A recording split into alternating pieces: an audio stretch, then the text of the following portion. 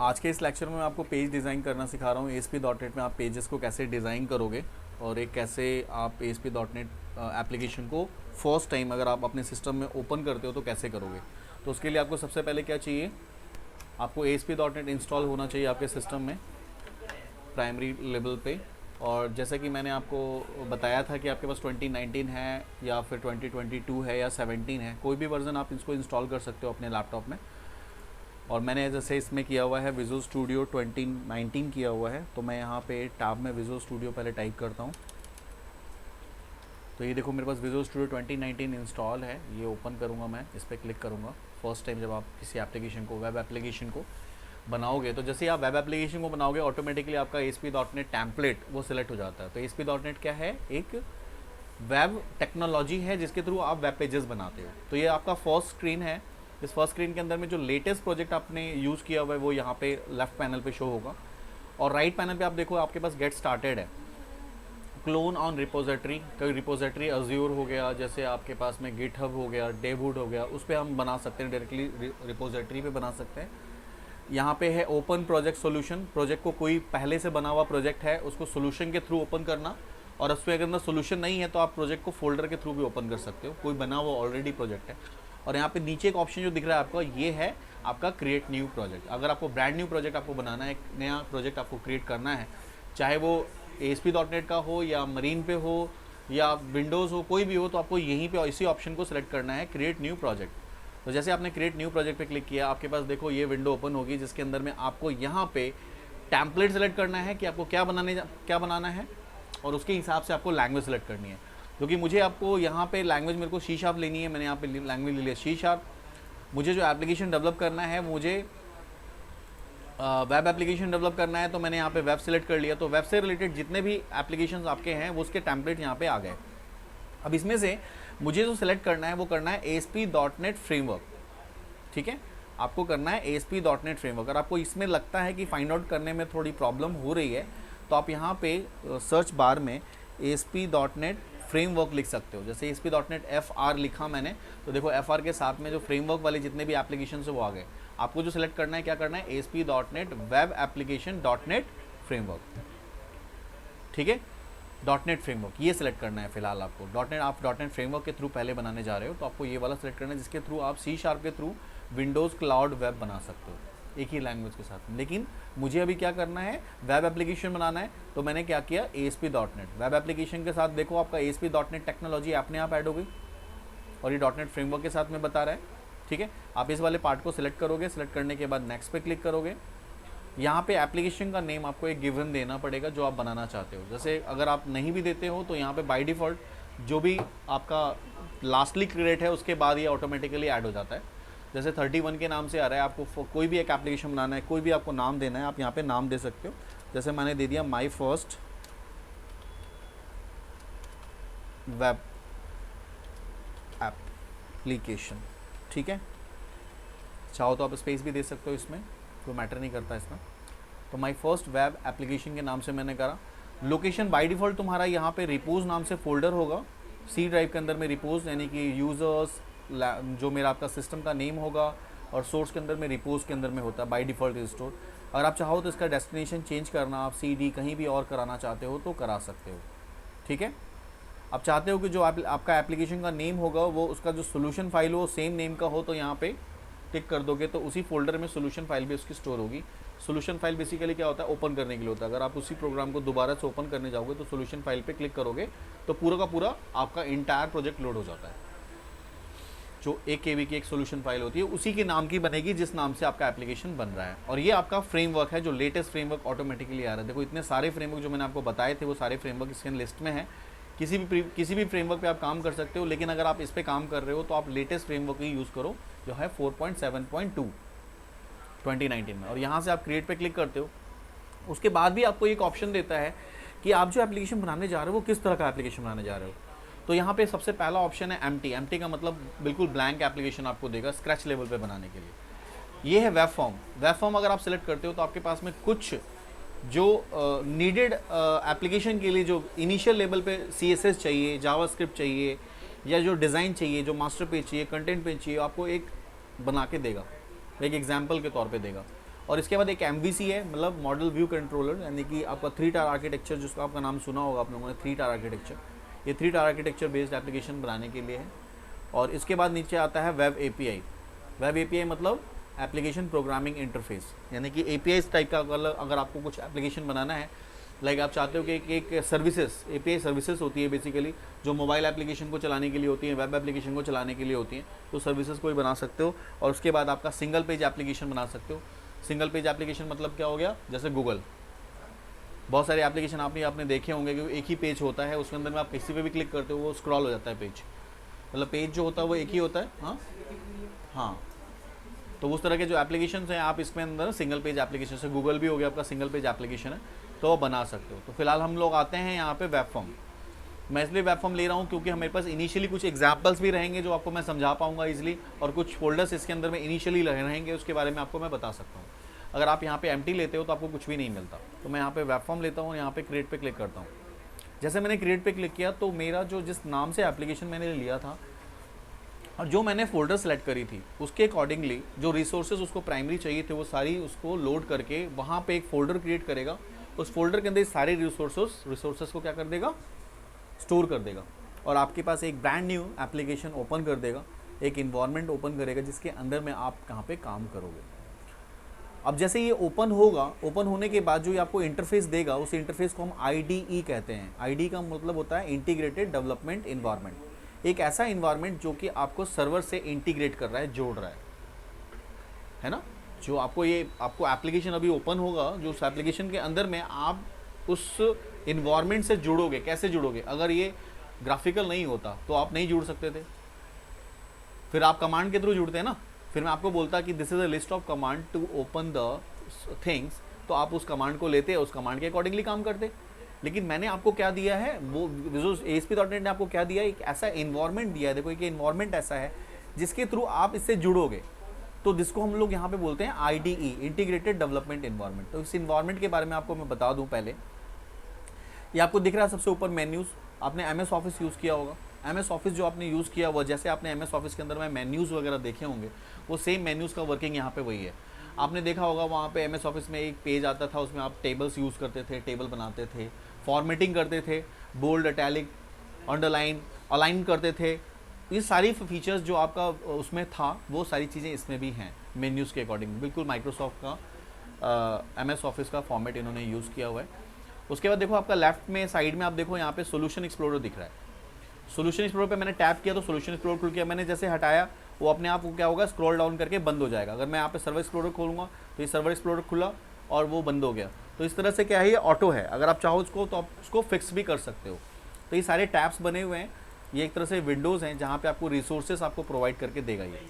अब इसके बारे में मैं आपको थोड़ा सा बता दूँ कि ये क्या क्या चीज़ें होती हैं और इसको हम कैसे यूज़ करते हैं। तो देखो सबसे पहले सोल्यूशन एक्सप्लोरर है। सोल्यूशन एक्सप्लोरर मतलब एक सोल्यूशन जो आपके you are going to create a solution for a problem.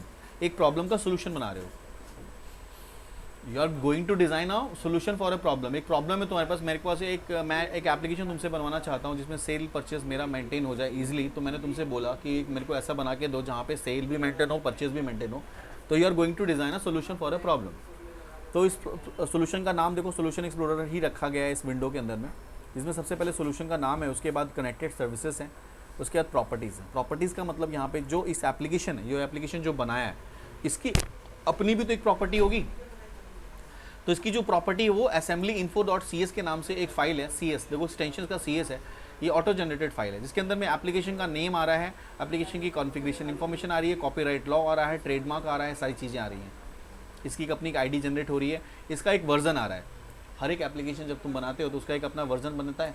तो वो जो प्रॉपर्टीज़ नाम से जो फोल्डर है, उस फोल्डर के अंदर में प्रॉपर्टीज़ हैं एप्लीकेशन के बारे में। एप्लीकेशन info.cs दिख रहा है ना आपको, एप्लीकेशन की इन्फॉर्मेशन ये बाय डिफ़ॉल्ट अपने आप जनरेट होती है, जिसका एक्सटेंशन भी .cs है। उसके बाद नीचे देखो यहाँ रेफरेंसेस हैं।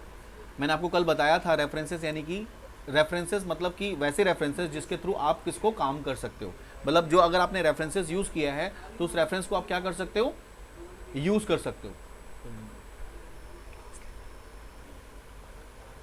तो उस रेफरेंसेस को आप यहाँ पे यूज़ करोगे तो यूज़ करने के बाद उस रेफरेंसेस को आप अपने क्लास में यूज़ कर सकते हो, वो रेफरेंसेस हैं। उसके बाद यहाँ पे रेफरेंसेस के बाद देखो यहाँ पे एक कुछ फोल्डर्स हैं, जैसे कि एप्लीकेशन डेटा नाम से फोल्डर है, एप्लीकेशन स्टार्ट है, कंटेंट है, फोल्डर है, स्क्रिप्ट है। दीज आर द फोल्डर्स जिसके अंदर हम अपनी रिसोर्सेज फाइल को, अपनी चीज़ों को हम यहाँ पे स्टोर करके रखेंगे। उसके बाद आप देखो यहाँ पे about.aspx फाइल दिख रही है, कंटेंट फाइल है।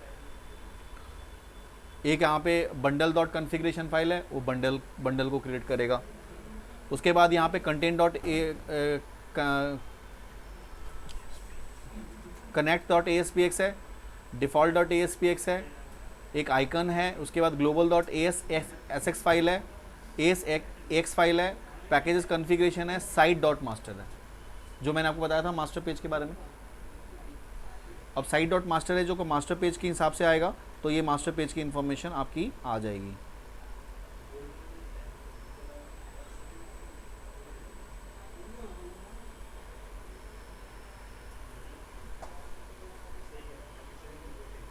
ठीक है, तो इसमें कुछ रिसोर्स फाइल हैं जहाँ पे आपकी रिसोर्सेज की इंफॉर्मेशन स्टोर्ड है, और इसके बारे में आपको मैं बता देता हूँ। पहले जो आपको मैंने पेजेस के बारे में बताया था, वो पेजेस आपके ये हैं, ये आपके पेजेस हैं, और पेजेस के अंदर में एक मास्टर पेज है और दूसरा कंटेंट पेज है।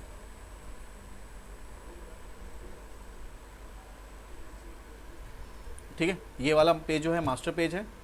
अब जब आप मास्टर पेज पे क्लिक करोगे तो मैंने आपको बताया था मास्टर पेज के 2 पार्ट हो जाएंगे। ये जो पार्ट आपको दिख रहा है ये क्लाइंट site.master नाम से है, और site.master के अंदर में ये आपको जो दिख रहा है ये HTML की पूरी कोडिंग है, जिसमें जावास्क्रिप्ट, CSS वगैरह सब कुछ यूज्ड है। और इसके नीचे देखो आपके 2 टैब दिख रहे हैं, एक सोर्स और एक डिज़ाइन। अगर आप डिज़ाइन टैब पे चले जाओ तो ये पेज आपका डिज़ाइन व्यू में खुल जाएगा, और अगर आप सोर्स में जाओगे तो इसकी सोर्स वैल्यू खुल जाएगी। और अगर आप स्प्लिट करते हो तो दोनों पेजेस आपका सेम टाइम पे यहाँ पे दिखता है। ठीक है, तो ये आपका सोर्स है, ये आपका डिज़ाइन है, तो ये आपका एक मास्टर पेज बना हुआ है। और इस पेज का दूसरा पार्ट भी है, देखो site.master है, इस पर अगर आप क्लिक करोगे तो देखो दूसरा पेज आपको दिख रहा है site.master.cs। ये जो CS है यहाँ पे आपको C# की कोडिंग करनी है, जो सोर्स कोड की कोडिंग करनी है। सर्वर साइड की जो कोडिंग होगी वो ये होगी, जो इनिशियली पहले हैश इंक्लूड iostream.h math.h जो लिखा होता था, जो हेडर फाइल वहाँ होती थी, ये भी एक तरह से हेडर फाइल है, इसको हम यहाँ पे बोलते हैं नेम स्पेस। जावा के अंदर हम पैकेजेस बोलते थे, इसको हम लोग यहाँ पे बोलते हैं नेम स्पेस। ये नेम स्पेसेस हैं जो इनिशियली आपने कॉल किया और उसको फिर आपने अपने पेज पे यूज़ किया, ये पूरी इस क्लास में यूज़ किया, राइट। तो ये उस तरह से एक पेज है, सर्वर साइड पेज है। और एक और तीसरा भी पेज है इसके अंदर में, site.master.designing। ये आपके लिए नहीं है, बेसिकली जब आप जिस कंट्रोल को आप अपने पेज पे रखते हो ना, उसके बारे में एक डिक्लेरेशन इन्फॉर्मेशन इस पेज पे आ जाती है, जो ये रखता है सर्वर, अपने आप ये जनरेट करता है, तुम्हें इसमें कुछ नहीं करना। जैसे अगर आपने इस पेज पे हेडर रखा हुआ है तो हेडर कंटेंट है, मेन कंटेंट है उसके। अगर आपने यहाँ पे कोई एक पेज पे कोई बटन आपने यूज़ किया तो उस बटन की डेफिनेशन यहाँ पे आ जाएगी। ठीक है, तो मेनली जो हमारे लिए जो इम्पोर्टेंट पार्ट है वो ये क्लाइंट साइड पेज हो गया, ये site.master, और एक सर्वर साइड पेज हो गया, ये site.master.cs। उसी तरह से ये मास्टर पेज डिज़ाइन हो गया, एक इन्होंने प्राइमरी लेवल पर डिज़ाइन करके आपको दिया हुआ है, जिसमें आपको देखो बंच ऑफ कोड्स हैं। आपके सोर्स में जाओगे तो देखो ये कोड्स हैं, और इसको मैं आपको भी रन करके भी दिखाऊंगा, इसमें कुछ मेन्यूज़ वगैरह सब बने हुए हैं।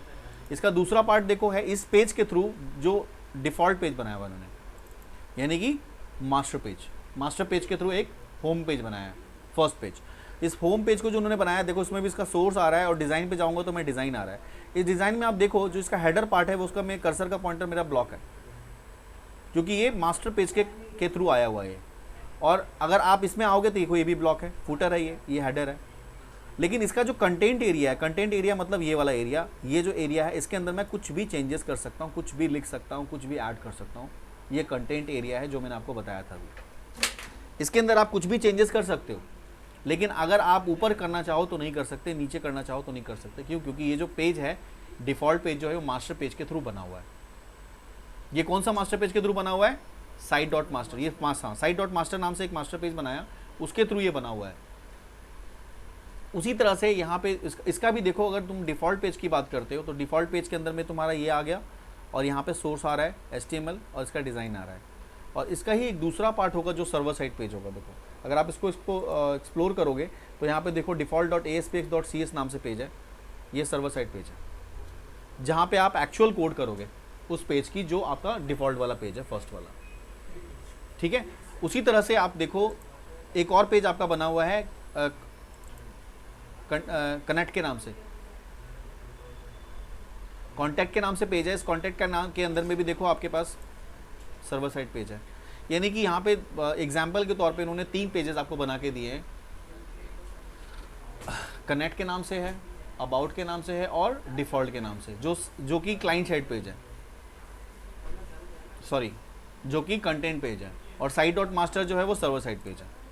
ठीक है, अब मैं इसको पेज को अभी ऐसे एप्लीकेशन में मैंने कुछ भी नहीं किया, मैं इसे रन कराता हूँ। मैंने रन कराने के लिए ऊपर देखो एक रन का बटन बना हुआ है, IIS लिखा हुआ है। मैंने आपको बताया था एक वेब सर्वर की ज़रूरत पड़ती है, this is IIS, internet information services. और जो आपका ब्राउज़र होगा, जैसे मैंने गूगल ब्राउज़र है, देखो गूगल यहाँ पे सिलेक्ट है।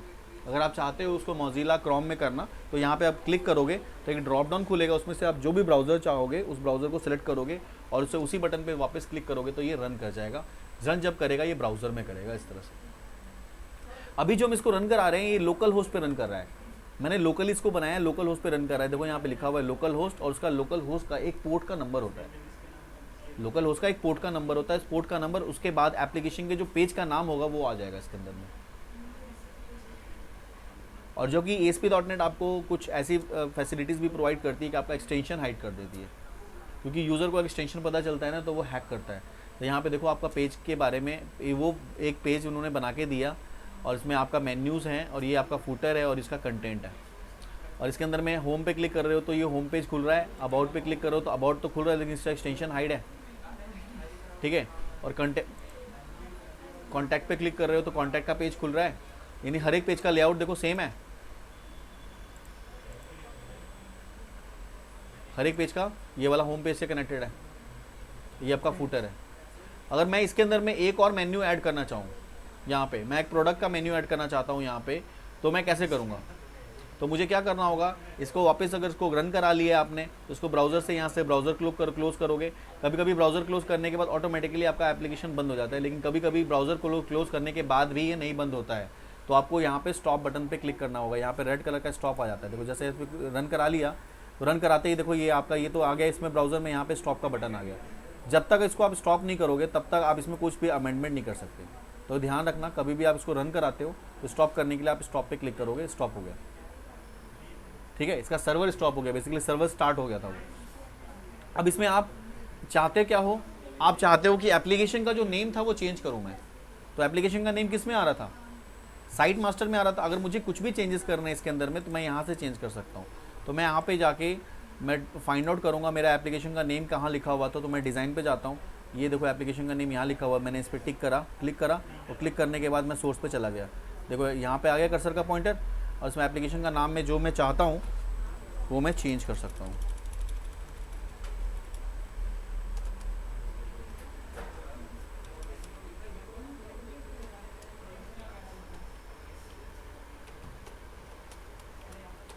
फेसबुक ऐप मैंने नाम दे दिया, और मैंने नाम देने के बाद जैसे मैंने इसको सेव किया, और सेव करने के बाद देखो मैंने रन कराया। मैंने सिर्फ किस में चेंज किया है? साइट मास्टर पे, और इसके थ्रू 3 पेजेस बने हुए हैं। ये वाला पेज रन नहीं कर रहा, साइट डॉट मास्टर आपका रन नहीं कर रहा है। रन कौन कर रहा है? डिफ़ॉल्ट, अबाउट और कॉन्टैक्ट। तो आप देखोगे अभी मेरे पास में फर्स्ट पेज डिफ़ॉल्ट पेज आएगा, उसके अंदर में भी पेजेस के में उस एप्लीकेशन के नाम चेंज मिलेंगे। दूसरा पेज होगा उसमें भी आपको चेंज मिलेंगे, तीसरा पेज मिलेगा उसमें भी आपको चेंज मिलेंगे। देखो यहाँ पे फेसबुक है, यहाँ पे मैं अबाउट पे क्लिक करता हूँ तभी भी आपको मिल रहा है, कॉन्टैक्ट पे क्लिक करो तभी आपको मिल रहा है, राइट। तो ये आपका पेज, ये आपके एप्लीकेशन इस तरह से चेंज कर सकते हो। अगर आपको मेन्यूज़ ऐड करना है तो एक नया पेज ऐड करना है तो आप कैसे करोगे? अगेन इसको आप स्टॉप करो, यहाँ से स्टॉप करो। अब मुझे क्या करना है, यहाँ से मैं जाऊँगा प्रोजेक्ट में, मुझे ऐड करना है नया, और नया ऐड करने के बाद मेन्यूज़ भी ऐड करने हैं। तो यहाँ पे मैं जाऊँगा प्रोजेक्ट में, और प्रोजेक्ट में जाने के बाद करूँगा add new item, add new item. अब कंटेंट पेज करोगे तो डायरेक्ट कंटेंट पेज ऐड हो जाएगा, लेकिन नाम जो है वो अपने हिसाब से ले लेगा। तो यहाँ पे ऐड न्यू आइटम पे क्लिक करो आप, और ऐड न्यू आइटम क्लिक करने के बाद यहाँ पे लिखोगे web form with master page. मेरे को जो फॉर्म लेना है, एक दो ऑप्शन आ रहा है। अगर आपको कंटेंट पेज डायरेक्टली लेना है जो कि आप मास्टर पेज के थ्रू नहीं लेना चाहते हो तो आप ये वाला ऑप्शन सेलेक्ट कर सकते हो। लेकिन अगर आपको लगता है कि आपको जो पेज लेना है वो मास्टर पेज के थ्रू लेना है, मतलब जो डिज़ाइन लेआउट है वो मास्टर पेज का आए, तो आपको ये वाला ऑप्शन सेलेक्ट करना है, right. Web form with master page, web form with master page के साथ लेना चाहता हूँ तो ये वाला ऑप्शन सेलेक्ट करना है। अब यहाँ पे मैं पेज का नाम ले लूँगा जो मुझे चाहिए। मैंने प्रोजेक्ट का नाम लिया प्रोडक्ट, डक्ट। जरूरी नहीं है कि आप डॉट उसमें डॉट ASPX लगाओ। अब प्रोडक्ट डॉट करके ऐड करोगे, जैसे तुम ऐड करोगे आपसे पूछेगा कि कौन सा master page. Now the application has 2 master page, एक साइट मास्टर है और एक मोबाइल मास्टर है। तो यहाँ पे साइट मास्टर को आप सेलेक्ट करोगे और ऊपर ओके कर दोगे। मोबाइल मास्टर आपका है स्विचिंग के लिए। अगर आपको यही वाला एप्लीकेशन मोबाइल व्यू में कोई खोलेगा तो वो रिस्पॉन्सिव खुलेगा, बिल्कुल वही एरिया, वही सारी चीज़ें, वो उसके हिसाब से रेजोल्यूशन में सेट हो जाएगा वो। ठीक है, तो मैंने देखो ये पेज ले लिया। इस पेज के अंदर में जो कोई भी HTML की कोडिंग नहीं आ रही, कुछ भी नहीं आ रहा। क्यों? क्योंकि सारी कोडिंग वहाँ हो रखी है। यहाँ मैं सिर्फ उसके पेज के कंटेंट की इन्फॉर्मेशन मैं डाल सकता हूँ जो मेरा प्रोडक्ट होगा, और इसको इस टैग के नीचे डालना है, कंटेंट प्लेस फोल्डर के अंदर। मैंने आपको बताया था कंटेंट प्लेस फोल्डर एक एरिया होगा जहाँ पे आपको इन्फॉर्मेशन डालनी है। तो मैं यहाँ पे अपनी इन्फॉर्मेशन अबाउट प्रोडक्ट इन्फॉर्मेशन डाल सकता हूँ, जो भी मेरे प्रोडक्ट की इन्फॉर्मेशन है वो मैं डाल सकता हूँ।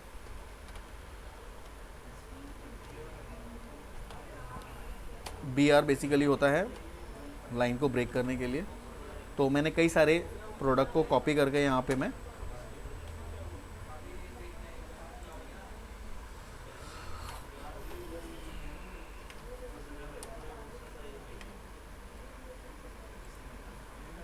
ठीक है, तो इस तरह से मैंने एक पेज बना लिया और इस पेज पे मैंने कुछ इन्फॉर्मेशन ऐसे ही डाल दिया, प्रोडक्ट वन ऐसे डाल, बस एक एग्जाम्पल के लिए। और BR यूज़ कर लिया कि इस लाइन को ब्रेक कर ले।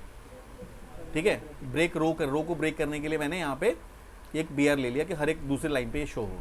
तो ये एक मैंने पेज बना लिया। इस पेज को मैं चाहता हूँ कि मास्टर पेज में भी इसका मेन्यू बन जाए।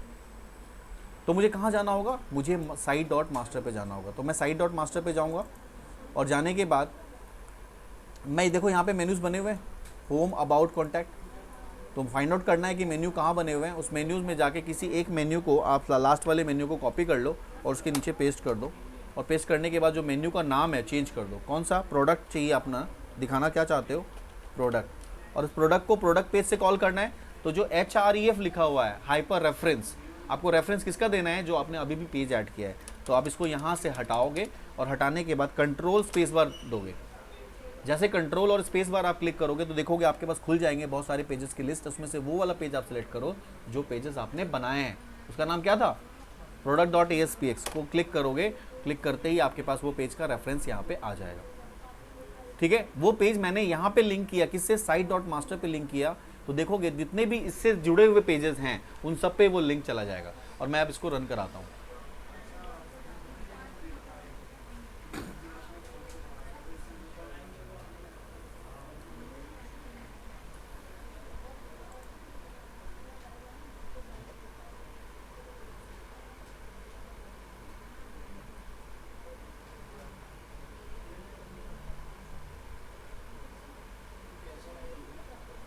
देखो आपके पास प्रोडक्ट मेन्यू ऐड हो गया। प्रोडक्ट पे आप क्लिक करोगे तो प्रोडक्ट वाले पेज पे चले गए, राइट। प्रोडक्ट वाले पे चले गए। कॉन्टैक्ट पे जाओगे तभी भी आपको प्रोडक्ट मेन्यू शो हो रहा है। मैंने हर जगह पे तो नहीं बनाया ना। अगर मैं मास्टर पेज का कॉन्सेप्ट नहीं यूज़ करता तो मुझे हर एक ये प्रोडक्ट को सब पे बनाना पड़ता, 4 टाइम्स अलग अलग मुझे डिज़ाइन करने पड़ते। तो मैंने वो चीज़ नहीं बनाई। और मैंने क्या किया, मैंने वहाँ से उठा के एक को अलग एक मास्टर पेज में बनाया और मास्टर पेज के थ्रू मैंने सारे को कॉल कर दिया, राइट। अब मैं आपको बताता हूँ एक इंडिपेंडेंट पेज बनाना विदाउट मास्टर पेज, जिसमें मैं एक लॉगिन पेज बनाऊंगा और लॉगिन को वेरीफाई करके मैं इस पेज पे आता हूँ जो डिफ़ॉल्ट वाला पेज है। सपोज कर लो मेरे पूरे वेबसाइट का एक एप्लीकेशन है। मैं इस पर आने के लिए मैं अपने आप को पहले यूज़र को ऑथेंटिकेट करना चाहता हूँ। तो उसके लिए मैं क्या करूँगा, उसके लिए मुझे मास्टर पेज की ज़रूरत नहीं है, क्योंकि मुझे एक ही पेज बनाना है लॉगिन के लिए। तो मैं यहाँ पे प्रोजेक्ट मेन्यू में जाऊँगा, ऐड करूँगा ऐड ए न्यू आइटम। अब मुझे जो आइटम लेना है वो मास्टर पेज के थ्रू नहीं लेना है। तो मैं कौन सा लूँगा, वेब फॉर्म। यहाँ पे मैं पेज का नाम ले लूँगा जो मुझे चाहिए। मैंने पेज का नाम ले लिया लॉगिन। तो लॉगिन डॉट ASPX आ जाएगा। ऐड पे मैं जैसे क्लिक करूँगा, ऐड पे मैं क्लिक करूँगा तो देखो मेरे पास एक पेज आ गया। अब इस पेज के अंदर में देखो क्या आ रहा है, इस पेज में पूरी HTML की कोडिंग आ रही है, क्योंकि ये इंडिपेंडेंट पेज है। इसके अंदर में पूरा का पूरा इंडिपेंडेंट आ रहा है, सब कुछ आ रहा है,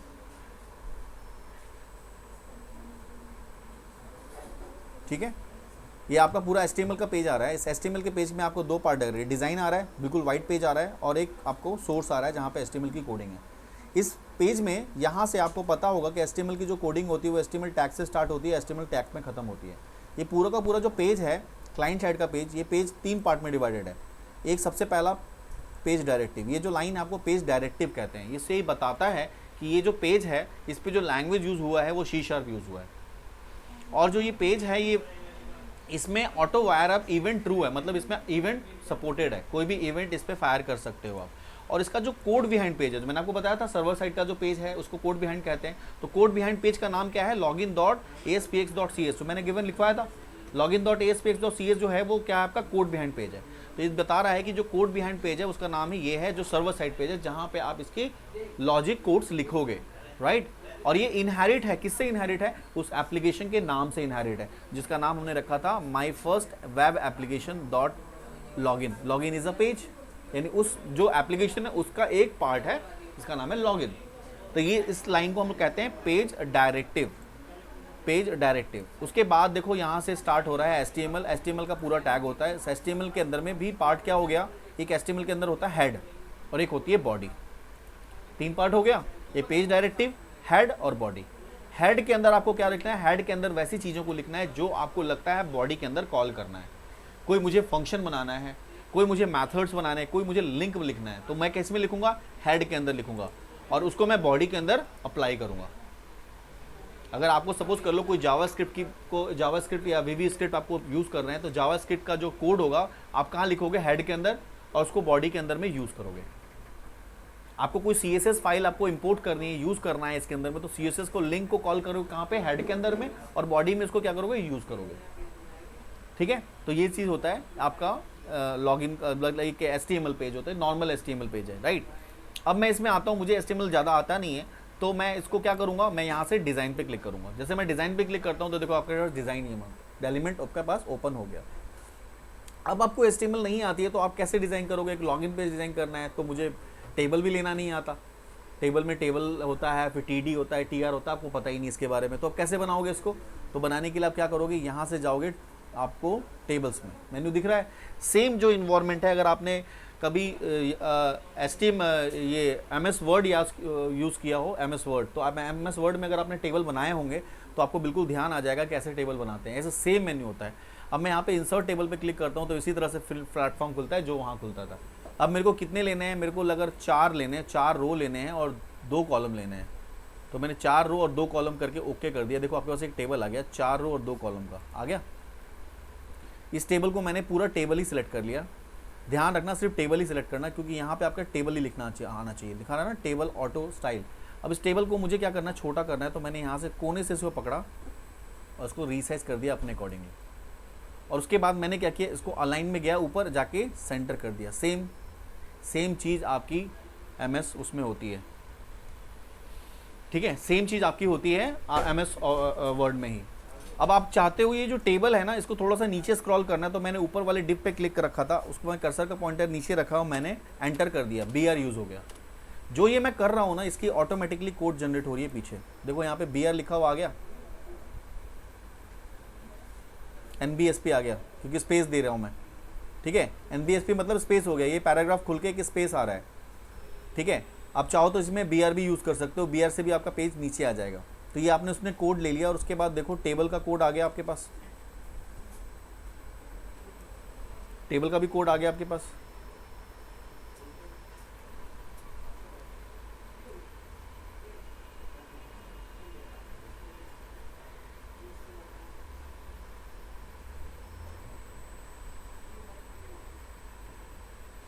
टेबल का भी आपके पास सारा कोड आ गया, राइट। अब आप चाहते हो कि इसके अंदर में फर्स्ट वाले में अब आपको डिज़ाइन करना है, तो इसमें आप चाहते हो कि आपका लॉगिन पैनल लिखा हुआ आ जाए, दोनों जो सेल है वो एक सेल हो जाए। तो आप राइट क्लिक करो, यहाँ पे दोनों को रो को सिलेक्ट करो, दोनों सेल को सिलेक्ट करके राइट क्लिक करो, मॉडिफाई में जाके मर्ज सेल कर दो। मर्ज हो गया। मर्ज होने के बाद आपने यहाँ पे टाइप कर दिया लॉगिन पैनल, ठीक है। और आपने इसको क्या किया, इसको आपने सेलेक्ट किया, यहाँ से बोल्ड किया। बोल्ड करने के बाद आपने इसका जो 4 कलर है, कलर चेंज किया। ये सेम आप जो मैं आपको बता रहा हूँ, तो अगर आप MS ऑफिस खोल के देखोगे, आपने पहले किया होगा तो आपको याद आ रहा होगा कि ये बिल्कुल वैसे ही होता है। और होने के बाद आपने इसका साइज़ को भी इंक्रीमेंट करना था, आपने साइज़ भी इंक्रीमेंट कर दिया जो आपने किया। और इसको अलाइन मैंने सेंटर में करना था, मैंने सेंटर में अलाइन कर दिया। जो आपने किया उसकी कोडिंग ऑटोमेटिकली उसकी यहाँ पे हो गई। देखो एक क्लास का नाम ऐड हो गया, क्लास की डेफिनेशन ऊपर आ गई, CSS की डेफिनेशन ऊपर आ गई और उसने ऑटोमेटिकली उसने क्लास को यहाँ पे कॉल कर दिया। ये हमें, अगर मेरे पास इस तरह से ASP.NET का ये डेवलपमेंट नहीं होता तो आपको ये सारी कोडिंग लिखनी पड़ती, और इसको बनाने के लिए मेरे ख्याल से 2-3 घंटे आपको लगते हैं, जो मैं अभी मैंने 2 मिनट में बता दिया। क्लास बनानी पड़ती है, टेबल बनाना पड़ता है, ये सब कुछ लेने के लिए आपको टाइम लगता है, लेकिन आपको यहाँ पे बहुत ईजी तरीके से हो गया। अब मैं फर्स्ट में लेना चाहता हूँ ईमेल आईडी, तो मैंने यहाँ पे टाइप कर दिया ईमेल आईडी। सेकंड कॉलम में पासवर्ड लेना चाहता हूँ, मैंने लिखा पासवर्ड, ठीक है। और जो टेक्स्ट बॉक्सेस लेने चाहता हूँ मैं, 2 टेक्स्ट बॉक्सेस चाहिए मुझे, यहाँ पे 2 टेक्स्ट बॉक्सेस, यहाँ पे टूल्स में जाऊँगा, मैं टूल्स जाऊँगा, यहाँ पे इसको फिक्स कर सकते हो। ये टूल्स को फिक्स कर लोगे तो देखो यहाँ वेराइटीज़ ऑफ टूल्स हैं, और सारे टूल्स जो हैं वो आपके डिफरेंट टैब्स के अंदर में हैं। तो इसमें टूल्स में जाऊँगा मैं, स्टैंडर्ड में जाके मुझे टेक्स्ट बॉक्स चाहिए जहाँ पे मैं ईमेल को एंटर कराऊँ, तो मैं टेक्स्ट बॉक्स यहाँ से नीचे से ले लूँगा। जहाँ पे आप कर्सर का पॉइंटर रखोगे वहीं टेक्स्ट बॉक्स चला जाएगा। यहाँ मैं चाहता हूँ टेक्स्ट बॉक्स, यहाँ पे मैंने कर्सर का पॉइंटर रखा और यहाँ पे जाकर डबल क्लिक करूँगा, टेक्स्ट बॉक्स आ जाएगा। यहाँ मुझे एक बटन चाहिए जिससे मैं इसको एग्जीक्यूट कराऊंगा, तो यहाँ से मैंने एक बटन ले लिया। 2 बटन चाहिए, मैंने 2 बटन ले लिए। जो आपने लिया उसकी ऑटोमेटिकली उसकी कोडिंग पीछे हो गई। देखो सारे जो भी आपके ऑब्जेक्ट्स थे TDTR के अंदर सब कुछ सेट होके पूरी कोडिंग हो गई। अब आप चाहो तो यहाँ से भी आप चेंजेस कर सकते हो, चाहो तो वहाँ से भी कर सकते हो। अब जैसे टेक्स्ट बॉक्स है, टेक्स्ट बॉक्स का नाम चेंज करना चाहते हो, या बटन है, बटन के ऊपर टेक्स्ट चेंज करना चाहते हो, तो इस पर राइट क्लिक करो,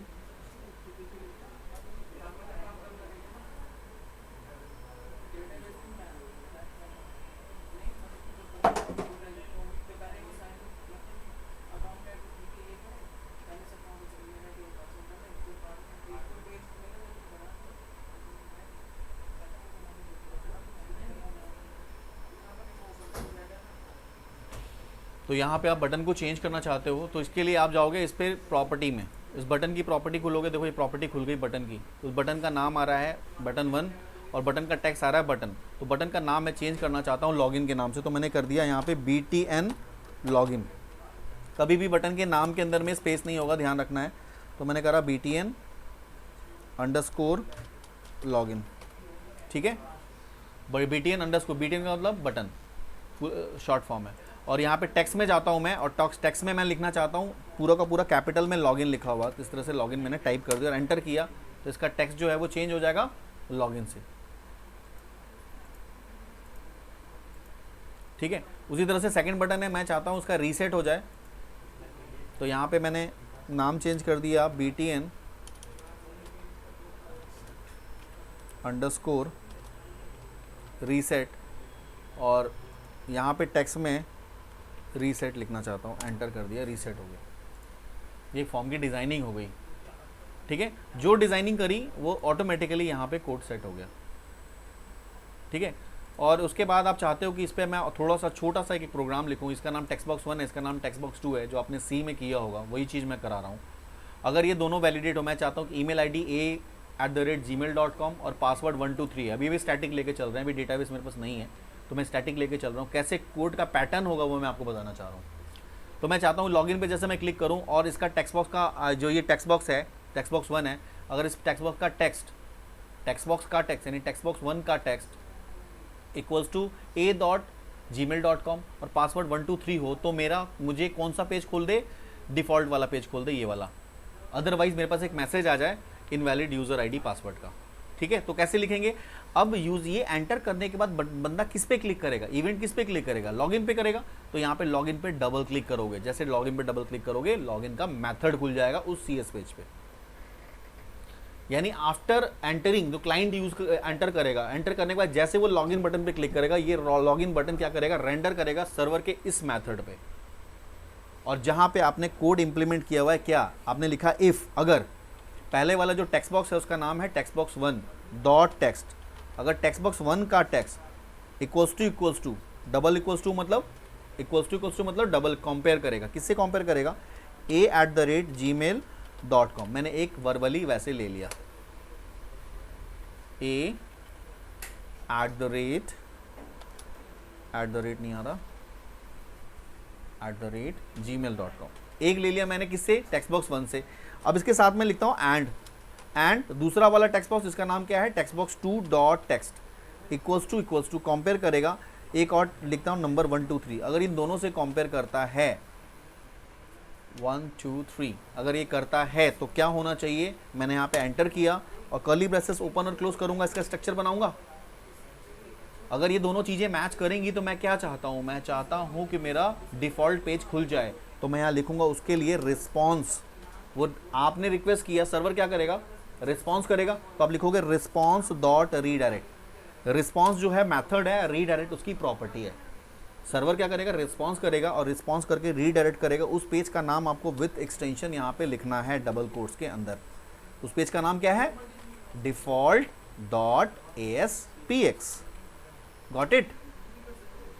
लेकिन अगर मैं चाहता हूं कि अगर ये गलत होगा तो क्या होगा, एल्स में आएगा और एल्स में भी कर्ली ब्रेसेस होगा। और एल्स में मैं क्या चाहता हूं, यूजर के पास एक मैसेज आ जाए, तो मैं कहूंगा response dot right.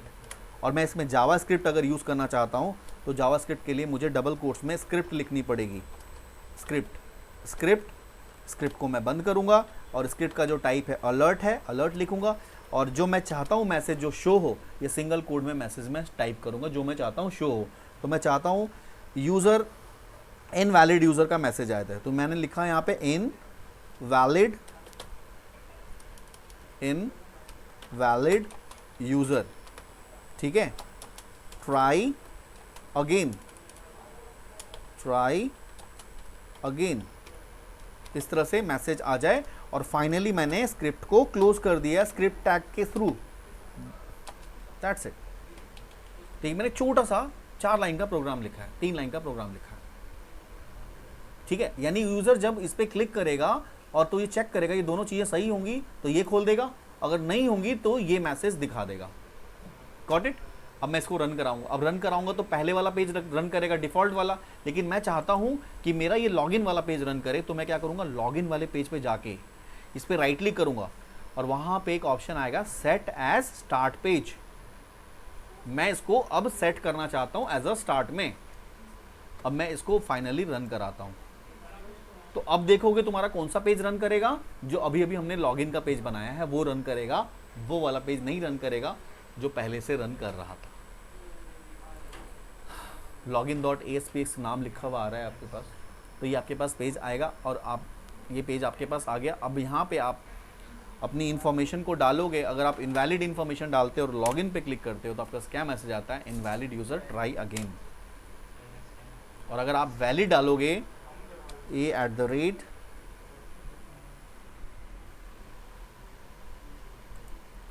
Password is 1 2 3, मैंने सही डाला और लॉगिन पे मैं क्लिक करता हूँ तो ये मुझे कहाँ रीडायरेक्ट करेगा, होम पेज पे जो मैंने लिखा है default.ASPX, राइट। तो मैंने आपको छोटा सा लॉजिक आपको मैंने इंप्लीमेंट करके दिखाया और आपको मैंने कंटेंट पेज बना के दिखाया और एक मास्टर पेज के थ्रू कंटेंट पेज भी बना के दिखाया आपको। तो एक बार इसकी प्रैक्टिस कर लो, इस इन्वायरमेंट को पूरा समझ लो कैसे होता है। स्टार्टिंग में हो सकता है गलतियाँ होंगी आपसे, बट घबराना नहीं है, बहुत सारी चीज़ आपके लिए नई चीज़ है। लेकिन अगर आपको जितना टाइम इस पर दोगे, जितनी बार एप्लीकेशन बनाओगे, क्योंकि पैसे तो आपके लग नहीं रहे हैं, ठीक है, एप्लीकेशन बनाने में आपके 10 रुपये लग रहे हो। जितने एप्लीकेशन ओपन करो, नए नए एप्लीकेशन अगर आपने एक में बना लिया तो कुछ और आपको लगता है दिक्कत आ रही, फिर दूसरे एप्लीकेशन ओपन करो, दूसरे बनाओ। हो सकता है कि आप कुछ रिसोर्सेज को डिलीट कर रहे हो, इस वजह से आपका नहीं चल रहा हो, तो नया एप्लीकेशन ओपन कर लेना। तो इस तरह से करके आप कई बार इसको ट्राई करो, इनिशियली लेवल पे ट्राई करो इसे। ये आपका एक फ्रंट एंड है जहाँ हम C# के जो आपको मैंने एस्को सर्वर बताया था, एस्को सर्वर की कोडिंग में हम CS में ऐड करेंगे, ठीक है। वापस इसको स्टॉप करोगे तो मैं भी रिकॉर्डिंग स्टॉप कर रहा हूँ, इसको एक बार प्रैक्टिस करो आप लोग। हाँ।